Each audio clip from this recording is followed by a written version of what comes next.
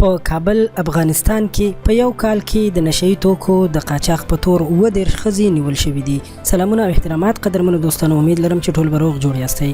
دوستانو، له نشئی توکو سره د مبارزې عدلي او قضایي مرکز ویاند خالد موحد نن په کابل کې د یوې غونډې پر مهال د دغه بنسټ د تیر یو کال رپورټ وړاندې کړ چې ډېری کسان او ښځې د نشئی توکو په قاچاق نیولي دي. هغه په خپلو خبرو کې وویل په تیر کال کې د ټول هیواد په کچه د نشئی توکو د قاچاق په تړاو یې 1288 کسان نیولي دي چې له ډلې 19 ښځې او په ښځو کې بیا 3 ایرانۍ ښځې دي.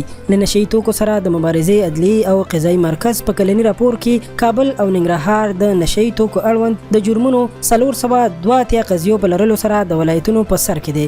یعنی په ننګرهار او په کابل کې د ټولو نه زیات نشئی توکي قاچاق شوي دي او دغلته خرڅ شوي دي.